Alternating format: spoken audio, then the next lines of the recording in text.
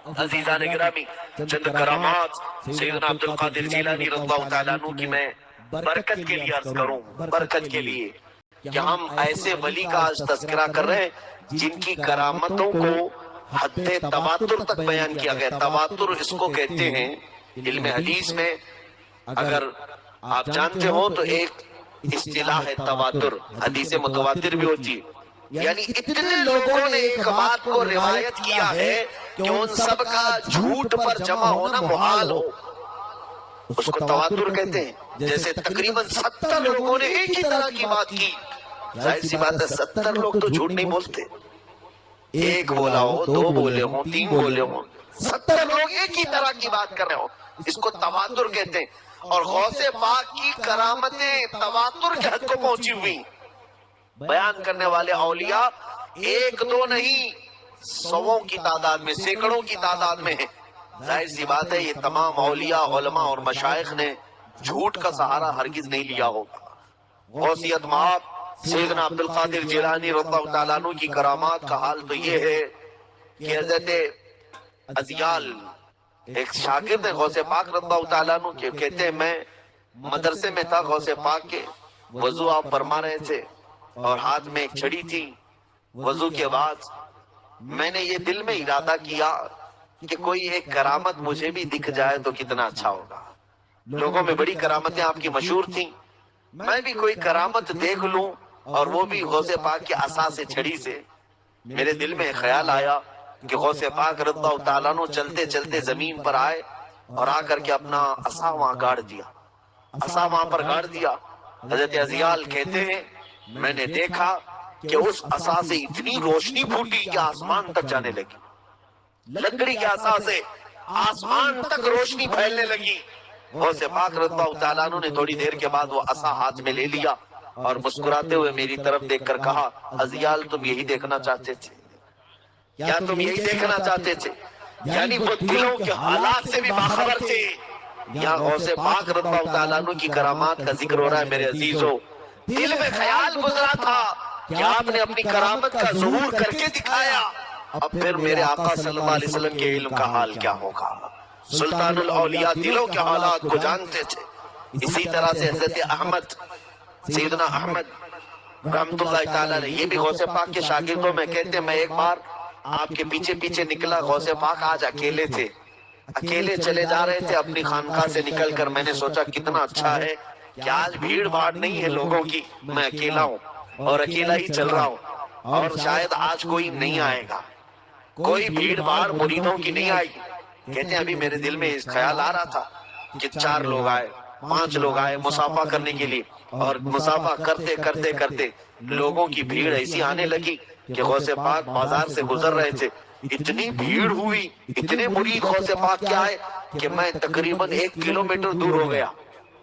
لوگوں کی بھیڑ بھاڑ سب دھکے دیتے دیتے مجھے اتنا پیچھے لے گئے کہ غوث پاک مجھ سے تقریباً 1 کلومیٹر دور تک نظر آنے لگے۔ میں نے سوچا خواہ مخواہ میں نے دل میں سوچا کیوں کہ آج تنہا جا رہا ہوں، تو آپ کہنے لگے وہی اچھا تھا کہ میں غوث پاک کے شرف صحبت سے اکیلا فیضیاب ہو رہا تھا۔ تھوڑی دیر غوث پاک دورہ کرتے ہوئے واپس اپنی خانقاہ کی طرف آئے تو چند لوگ نکلتے نکلتے اجازت لیتے ہوئے چھٹتے گئے۔ فرماتے ہیں حضرت احمد پھر اخیر میں خانقاہ پہنچنے کے وقت غوث پاک کے پاس صرف میں اکیلا باقی رہا، باقی اور کوئی نہیں تھے۔ خانقاہ میں داخل ہوتے ہوتے غوث پاک نے پیچھے پلٹ کر کے مجھے دیکھا اور کہا احمد تو نے سوچا آج میرے ساتھ کوئی نہیں ہوگا، سن اللہ نے عبدالقادر کو یہ قدرت دی ہے، جب وہ چاہے لوگوں کو جمع کر لیتا ہے، جب چاہے لوگوں کو دور کرتا ہے۔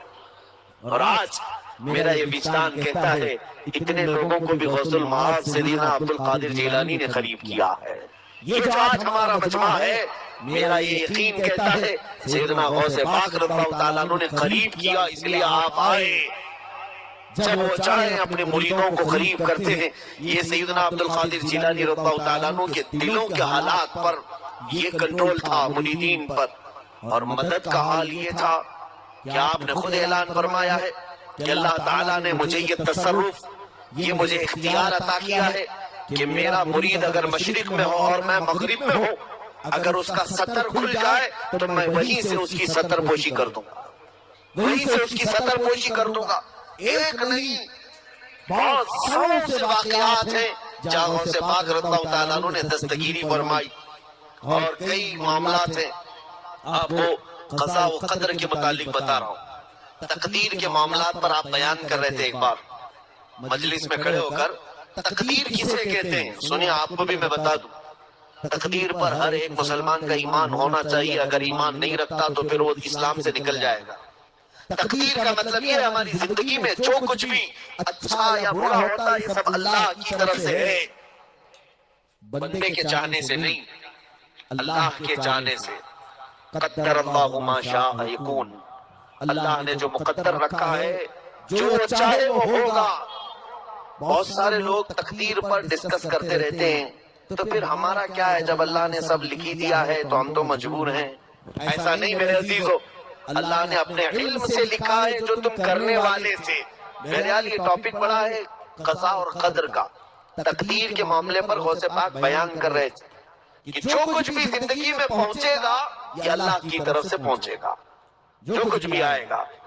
تو اسی اثنا میں مجمع میں ایک خوفناک سانپ ظاہر ہوا، ایسا خوفناک سانپ کہ لوگ ڈر کر کے ہل گئے ادھر سے ادھر، اور وہ سانپ سیدھے منبر پر آیا، آ کر کے سیدھے آپ کے جبے میں اندر داخل ہوا۔ داخل ہوتے ہوئے آپ کی گردن کے پاس سے نکلا، آپ کی گردن پر لپیٹ لیا، تیزی سے لپیٹ لیا۔ بیان آپ نے بند نہیں کیا، اسی عزم استقلال کے ساتھ آپ بیان جاری رکھیں، اس کی طرف توجہ بھی نہیں کی۔ پھر وہ سانپ تھوڑی دیر کے بعد اسی راستے سے نکلا اور مجمع میں جا کر اپنی پونچھ کے بل کھڑا ہو گیا۔ سانپ کو اس طرح سے اکڑ کر کھڑا ہوتے ہوئے دیکھا، اب وہ زبان عربی میں کلام کرنے لگا، اے عبد القادر کیا تمہیں مجھ سے خوف نہیں ہوا؟ کیا تم مجھ سے ڈرے نہیں؟ غوث پاک رضی اللہ تعالیٰ عنہ فرماتے ہیں، اے سانپ میں تو تقدیر کا بیان کر رہا ہوں، تقدیر کا بیان کر رہا ہوں، قضاء اور قدر کے معاملات بیان کر رہا ہوں، اور تقدیر کے اعتبار سے تو مخلوقات میں تو بہت چھوٹا کیڑا ہے، تو بہت چھوٹا کیڑا ہے۔ میں لوگوں کو یہی تو سمجھا رہا ہوں کہ جو کچھ بھی پہنچتا ہے وہ اللہ کی طرف سے ہے، اللہ کی طرف سے آتا ہے۔ اگر میں ڈر جاتا تو میرے قول کی مخالفت ہو جاتی، کہتا کچھ اور ہے کرتا کچھ اور ہے، میں ہلا بھی نہیں۔ وہ سانپ اس وقت کہنے لگا، اے عبد القادر میں نے 70 سے زیادہ اولیاء کو اس طرح سے آزمایا ہے، کچھ تو ظاہر میں ڈر گئے باطن میں مستقیم رہے، اور کچھ باطن میں ڈر گئے اور ظاہر میں دیکھنے کے لیے صحیح سلامت رہے۔ لیکن اے عبد القادر میں نے دیکھا تم ظاہر میں بھی نہیں ڈرے اور باطن میں بھی نہیں ڈرے۔ غوث پاک رضی اللہ تعالیٰ عنہ فرماتے ہیں، تو ایک کیا میں اپنے عبادات اور ریاضات مجاہدات کے دوران جنگلات میں جب عبادت کرتا تھا، شیطان پورے اپنے گروہ اور اپنی جماعتوں کے ساتھ بھیانک شکلوں کے ساتھ آتے تھے، صرف میرا ایک تماچا لگتا تھا کہ ساری فوجیں چلی جاتی تھی۔ غوث پاک رضی اللہ تعالیٰ عنہ ان کو کون ڈرائے؟ انہی لوگوں کے لیے تو قرآن کی آیت آئی ہے، الا ان اولیاء اللہ لا خوف علیہم ولا هم یحزنون، بے شک اللہ کے ولیوں کو نہ دنیا میں کسی چیز کا خوف ہوتا ہے نہ آخرت میں کسی چیز کا ملال غم ہوتا ہے۔ کیوں؟ اس لیے کہ ان کی زبان جب اللہ اکبر کہتی ہے تو ان کا دل بھی کہتا ہے اللہ ہی سب سے بڑا ہے، اللہ ہی سب سے بڑا ہے۔ ہمارے حالات الگ ہیں، ہم کہتے ہیں دن میں کئی مرتبہ اللہ اکبر، اللہ بہت بڑا ہے، لیکن پھر سامنے کوئی پیسے والا ہے تو بھی ڈرتے ہیں، اور پھر تھوڑی طاقت والا ہے تو بھی ڈرتے ہیں۔ میرے عزیزو آج ہمیں بزدل بنایا جا رہا ہے، خوف نکالو اپنے دل سے، اللہ سب سے بڑا ہے۔ اور یقیناً بے خوف ہو کر جینے کا مطلب یہ ہے کہ خوف اللہ کا ہو۔ لوگ گناہ کرنے میں خوف نہیں کرتے اور پھر نیکیاں کرنے میں خوف محسوس کرتے ہیں۔ شرم حیا، ہمارے نوجوانوں کو ہم نے دیکھا ٹوپی لگانے میں شرم آئی، لیکن وہی گانے سننے میں کبھی شرم نہیں کیا۔ آپ کو نماز پڑھنے میں سب کے سامنے شرم آئی، تسبیح ہاتھ میں پکڑنے میں شرم آئی، لیکن وہی کسی کے سامنے ناچنے میں شرم نہیں آئی، ڈانس کرنے میں شرم نہیں آئی۔ یہ میرے عزیزو جب اخلاق و کردار بدل جاتے ہیں تو یاد رکھنا پھر پوری دنیا کا خوف اللہ تمہارے دلوں میں ڈال دے گا۔ ایک خوف کو جگہ دے تو سارا خوف نکل جائے گا، وہ اللہ کا خوف ہے۔ سلطان الاولیاء سیدنا عبد القادر جیلانی رضی اللہ تعالیٰ عنہ اپنے مریدوں کے لیے کیا بیان فرماتے ہیں، سنیں۔ فرماتے ہیں مریدی لا تخف واشم فإنی عزوم قاتل عند القتال، اے میرے مرید تم کسی سے نہ ڈرو۔ اس کا شعر میں ترجمہ اردو میں یوں ہے، جاسوس شاہ سے بھلا ڈرتا ہے کیوں مرید، بادشاہ کے جاسوسوں سے کیوں ڈرتا ہے بھلا اے میرے مرید، جوہر نہاں ہے مجھ میں جدال و قتال کے، یعنی میں تیری طرف سے سب کے لیے کافی ہوں۔ مریدی لا تخف اللہ ربی، اے میرے مرید نہ ڈر، میرا رب اللہ ہے، اللہ میرا رب ہے۔ غوث پاک رضی اللہ تعالیٰ عنہ نے خوف ہمارے دلوں سے نکالا ہے۔ اب سنو، بشارت ہو اے قادریو، اور جو سلطان الاولیاء کے سلسلے میں ہیں ان کے لیے بشارت ہو۔ غوث پاک رضی اللہ تعالیٰ عنہ فرماتے ہیں ایک رات پوری میں نے اپنے رب ذوالجلال کے حضور التجائیں کی کہ اے مولا جن لوگوں نے میرے ہاتھ میں ہاتھ دیا ان کا کیا ہوگا۔ غوث پاک رضی اللہ تعالیٰ عنہ اپنے رب سے مناجات کر رہے ہیں، مولا جو میرے ہاتھ میں ہاتھ دیا، جو میرا مرید ہوا، اس کا کیا ہوگا۔ رب تعالیٰ کی طرف سے ندا آئی، اے عبد القادر تیرے ہاتھ میں جو ہاتھ دیا یا جو تیرے سلسلے میں بیعت ہوا، تو ان میں سے جسے چاہے اپنے ساتھ جنت میں لے جا۔ اللہ عز و جل حضور سیدنا عبد القادر جیلانی رضی اللہ تعالیٰ عنہ کو یہ سعادت عطا فرمائی۔ غوث پاک ایک دن صبح صبح جامع مسجد میں آتے ہیں، مسکراتے ہوئے ممبر پر کھڑے ہوتے ہیں اور کہتے ہیں اے حاضرین جو میرے بیان سننے کے لیے دور سے آتے ہو، جو مجھ سے وابستہ رکھتے ہو، آپ سب کو میں بشارت سناؤں۔ لوگوں نے مچل کر کے کہا اے سلطان الاولیاء سنائیں کیا بشارت ہے۔ فرماتے ہیں میرے رب نے کل رات مجھے انعام کے طور پر یہ دیا کہ اے عبد القادر تیرے لیے انعام ہے کہ تیرا مرید اس وقت تک دنیا سے نہیں جائے گا جب تک وہ اپنے گناہوں سے توبہ نہ کر لے، بغیر توبہ کے تیرے مریدوں کو میں موت نہ دوں گا۔ غوث پاک رضی اللہ تعالیٰ عنہ کے مریدین کے لیے کتنی بڑی بشارت ہے۔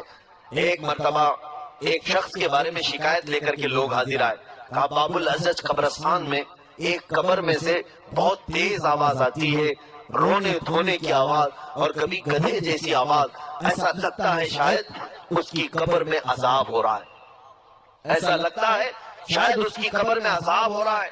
غوث پاک رضی اللہ تعالیٰ عنہ نے خبر لانے والے کے بارے میں پوچھا، اس سے پوچھا جس کے بارے میں تم کہہ رہے ہو جس کی قبر میں کیا وہ ہمارا مرید ہے؟ لوگوں نے کہا حضور معلوم نہیں، آپ سے بیعت ہے یا نہیں۔ تھوڑی دیر کے بعد غوث پاک رضی اللہ تعالیٰ عنہ پوچھتے ہیں کیا وہ ہماری مجلس میں آیا کرتا تھا؟ لوگوں نے کہا یہ بھی ہمیں معلوم نہیں، آتا تھا کہ نہیں آتا تھا۔ غوث پاک رضی اللہ تعالیٰ عنہ تھوڑی دیر خاموش رہے، پھر پوچھتے ہیں کیا وہ ہمارے کھانے میں سے ہمارے لنگر میں سے کبھی کچھ کھایا ہے؟ لوگوں نے کہا ہمیں یہ بھی معلوم نہیں، کھایا ہے کہ نہیں کھایا۔ تھوڑی دیر تک غوث پاک رضی اللہ تعالیٰ عنہ مراقبے میں رہے، آنکھیں بند کر کے بیٹھے رہے، اور اس کے بعد اللہ اکبر کہہ کر آپ نے آنکھیں کھولی، کہا اے لوگوں جاؤ خوش ہو جاؤ، میں نے اس کے حالات کو دیکھا اور میں اس کی قبر کے مکاشفے میں تھا، میں نے رب تبارک و تعالیٰ کے حضور اس کی التجا کی، پتہ چلا وہ نہ ہمارا مرید تھا، نہ وہ ہمارے بیانات میں آتا تھا، اور نہ اس نے کبھی ہمارے ہاتھ سے ہمارے لنگر سے کھانا کھایا۔ ہاں البتہ اس کی زندگی میں ایک بات ملی کہ وہ میرا نام جب بھی سنتا تھا تو ادب سے کھڑا ہو کر کہتا تھا وہ تو اللہ کے سردار اولیوں کے سردار ہیں، وہ میرے بارے میں حسن ظن رکھتا تھا، میرے بارے میں اچھا گمان رکھتا تھا۔ رب تعالیٰ نے فرمایا اے عبد القادر وہ تیرے بارے میں محبت کا جذبہ رکھتا تھا، اس لیے آج اس کی قبر سے میں عذاب کو ہٹا دیتا ہوں۔ اللہ اکبر، غوث پاک سے محبت رکھنے والے کے لیے قبرستان میں سے عذاب کو اٹھا لیا گیا۔ آج ہم سب کو بھی اس بات کی ضرورت ہے کہ ہم سلطان الاولیاء سیدنا عبد القادر جیلانی رضی اللہ تعالیٰ عنہ کی نسبت حاصل کریں اور ان کے سلسلے میں ضرور بیعت ہونا چاہیے۔ جو کسی سے مرید نہ ہو، بیعت نہ ہو، اس کے بارے میں بڑا ڈینجر ہے کہ وہ شیطان کا کھلونا بن جاتا ہے، جہاں چاہے شیطان اسے گھماتا ہے۔ لیکن سلطان الاولیاء غوث پاک رضی اللہ تعالیٰ عنہ کے پاس ایک شخص حاضر ہوا، جب آپ کا یہ بیان سنا کہ ان کے مرید کو اللہ تعالیٰ اس وقت تک دنیا سے نہیں اٹھاتا جب تک اسے توبہ کی توفیق نہیں ملتی۔ ایک بہت دور سے شخص آیا، ایک شخص بہت دور سے آیا اور اس نے یہ سوچا کہ میں بھی اپنا ہاتھ غوث پاک کے ہاتھ میں دے دوں۔ غوث پاک کے پاس جب وہ پہنچا تو پتا چلا کہ سلطان الاولیاء کا وصال ہو چکا ہے، انتقال ہو چکا ہے۔ وہ بڑا نادم و پریشان ہو کر غوث پاک کی مزار پاک پر آیا، مزار پاک پر حاضری دے کر رونے لگا، میں تو مرید ہونے کے لیے آیا تھا، میں تو بیعت ہونے کے لیے آیا تھا، آپ کے مریدوں کی میں نے فضیلت سنی، لیکن آپ دنیا کو چھوڑ کر دار بقا کی طرف چل پڑے۔ یہ وہ کہتا جا رہا تھا، روایت میں موجود ہے اچانک قبر انور سے سیدنا عبد القادر جیلانی رضی اللہ تعالیٰ عنہ کے ہاتھ باہر آیا اور اس سے غوث پاک نے فرمایا، اے میرے مرید تو اب میرا ہاتھ تھام لے، تیرے دل کے ارادے نے تجھے میرے سلسلے میں داخل کر لیا ہے۔ اس لیے بہت سارے مشائخ نے لکھا ہے، جس کا کوئی پیر نہ ہو وہ سلطان الاولیاء کو تصور میں غوث پاک رضی اللہ تعالیٰ عنہ کی بیعت کر لے، انشاءاللہ جو موجود مشائخ ہیں ان کے ہاتھ میں ہاتھ دے، لیکن تصور یہ کرے کہ یہ تو ذریعہ ہے، میں بیعت ہوتا ہوں غوث پاک کے ہاتھ میں۔ اسی لیے شہزادہ اعلیٰ حضرت سیدنا مفتی اعظم ہند رضی اللہ تعالیٰ عنہ جب بھی بیعت کرتے تھے، آج بھی مشائخ کا یہی طریقہ ہے، بیعت کرتے ہیں، مرید کرتے ہیں تو یہی کہتے ہیں، اے مرید کہہ میں نے اپنا ہاتھ غوث پاک کے ہاتھ میں دیا، میں نے اپنا ہاتھ غوث پاک کے ہاتھ میں دیا۔ مفتی اعظم ہند رحمۃ اللہ تعالیٰ نے بھی یہی بیان کیا کرتے تھے۔ روایت میں یہ ملتا ہے ایک مرید نے ہاتھ میں ہاتھ دیا تھا، حضور سرکار مفتی اعظم ہند رضی اللہ تعالیٰ عنہ سے اس نے سوال کیا، میں تو ہاتھ آپ کے ہاتھ میں دیا ہوں، آپ مجھ سے یہ کیوں کہلا رہے ہیں کہ میں نے اپنا ہاتھ غوث پاک کے ہاتھ میں دیا، کیا یہ جھوٹ نہیں ہو جائے گا؟ مفتی اعظم ہند رضی اللہ تعالیٰ عنہ نے اس کے سوال کے جواب میں اپنی ٹوپی اتاری اور اس کے سر پر رکھا۔ وہ مرید چیخنے لگا اور کہا، اللہ کی قسم میں نے سامنے مفتی اعظم کو نہیں غوث اعظم کو دیکھا ہے۔ یہ ہمارے مشائخ ہیں جو بیعت کرتے بھی ہیں تو سلسلہ غوث العظم میں بیعت کرتے ہیں، سلطان الاولیاء کے سلسلے میں بیعت کرتے ہیں، صرف وہ فضیلت حاصل کرنے کے لیے کہ غوث پاک نے فرمایا میرے مرید کو اللہ تعالیٰ اس وقت تک موت نہ دے گا جب تک وہ اپنے گناہوں سے توبہ نہیں کر لیتا، توبہ کے بعد اللہ اسے دنیا سے اٹھائے گا، پاک کر کے اٹھائے گا۔ یہ غوث پاک کی اس فضیلت کو حاصل کرنے کے لیے دنیا آج قادریت میں اور اپنے سلسلے قادری میں داخل ہونے پر فخر محسوس کرتی ہے۔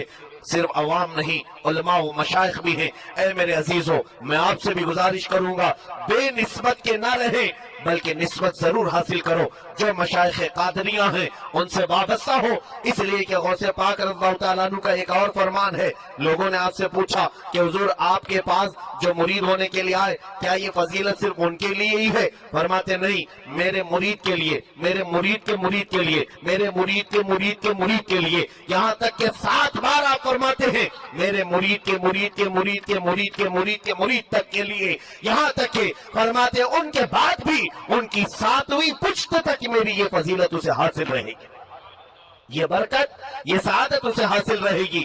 عزیزان گرامی، سلطان الاولیاء سیدنا عبد القادر جیلانی رضی اللہ تعالیٰ عنہ کو جب بھی کسی نے دستگیری کے لیے پکارا، مدد کے لیے پکارا، آپ اس کی دستگیری فرماتے رہے، اس کی مدد کرتے رہے۔ حضرت سیدنا محمد الہندی المتقی رضی اللہ تعالیٰ عنہ، یہ غوث پاک کے خلیفہ ہیں، فرماتے ہم ایک مرتبہ کشتی کا سفر کر رہے تھے، ہندوستانی کچھ زائرین غوث پاک کے پاس آئے تھے ملاقات کے لیے، جب وہ واپس جا رہے تھے تو کشتی میں بیٹھے، بھنور سمندر ایسا کہ طوفانی ہوائیں آنے لگی، بھنور میں پھنس گئی، کشتی میں تھوڑی سی دراڑیں آ گئی، کشتی پھٹ گئی، پانی کشتی میں اندر آنے لگا، اب لگا کہ اب ڈوبے گی، تب ڈوبے گی، کشتی میں پانی بھرنے لگا، سارے جو اس میں موجود تھے حضرت محمد المتقی فرماتے ہیں ہم ڈر گئے کہ اب کشتی غرق ہو جائے گی بیچ سمندر میں، ہمارے جسموں کا بھی پتہ نہ چلے گا۔ اچانک وہ سارے لوگ کہنے لگے یا غوث الثقلین امددنا، یا غوث الثقلین امددنا،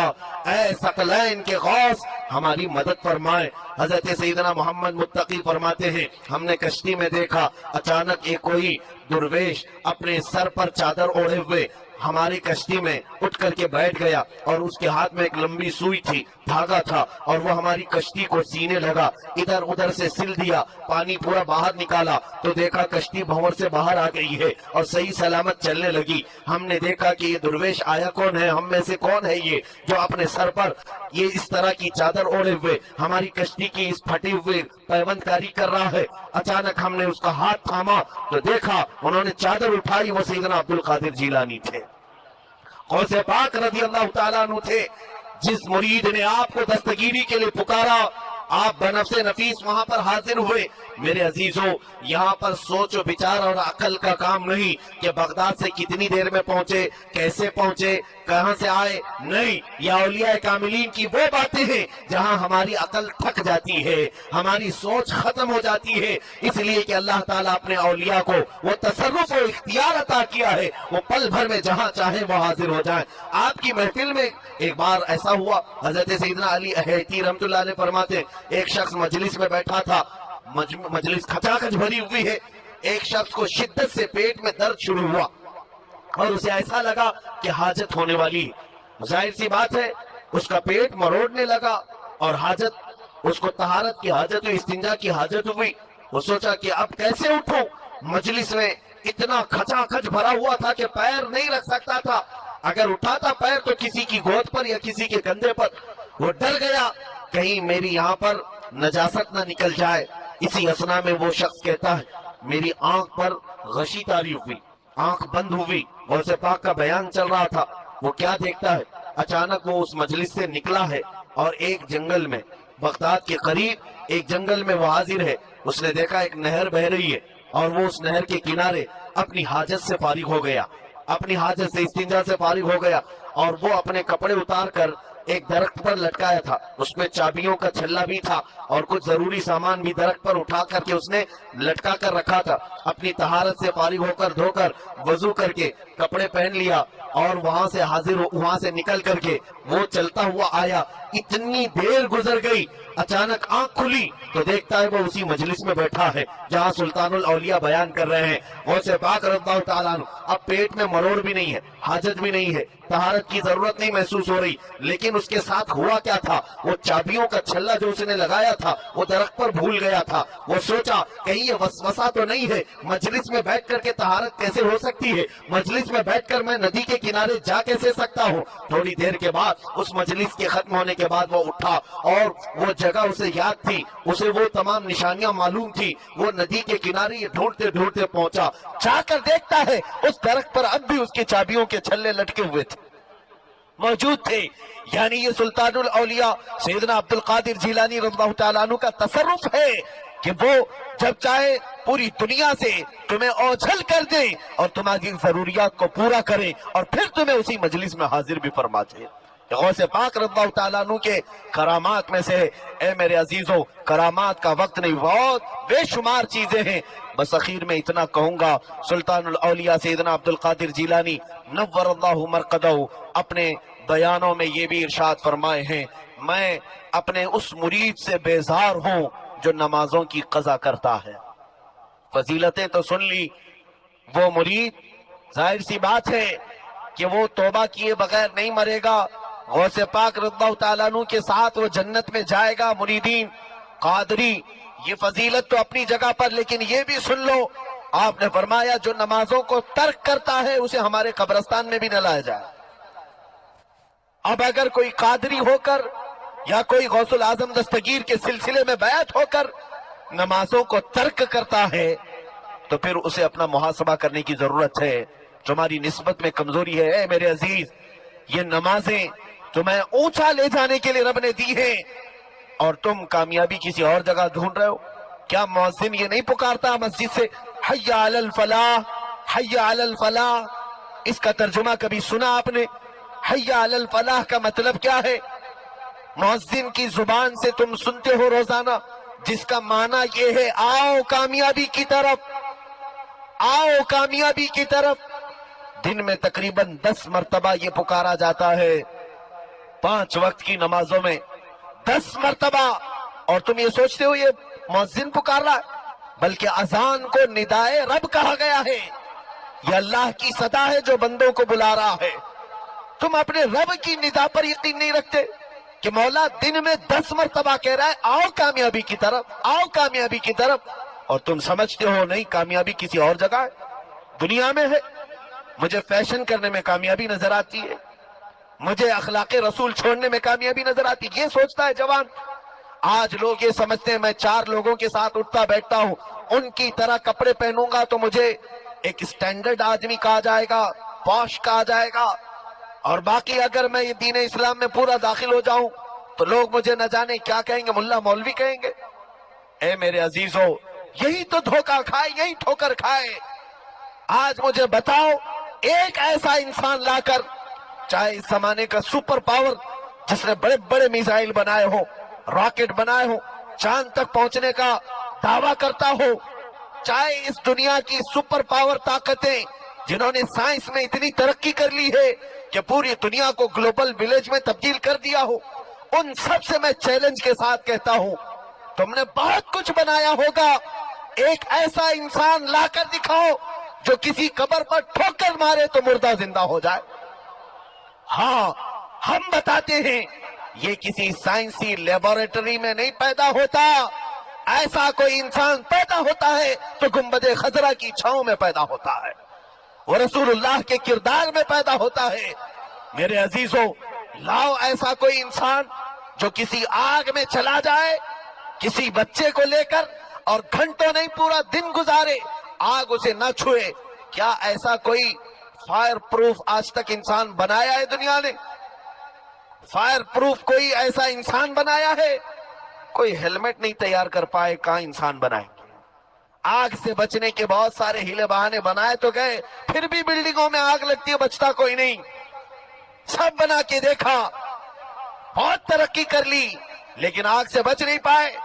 اجمیر معلیٰ چلو، سلطان الہند کے دربار میں ایک جگہ سے گزر رہے ہیں، ایک آگ کی پوجا کرنے والا پجاری بیٹھا ہے۔ غریب نواز نے اس سے کہا، ذرا اس آگ میں جس کی تو برسوں سے عبادت کر رہا ہاتھ ڈال دے، تیرا خدا ہے نا؟ اس نے کہا میں کیسے ڈال دوں گا، وہ جلا دے گی۔ کہا پھر کس کام کا خدا جو تجھے ہی جلاتا ہے، تجھے ہی جلا دیتی ہے؟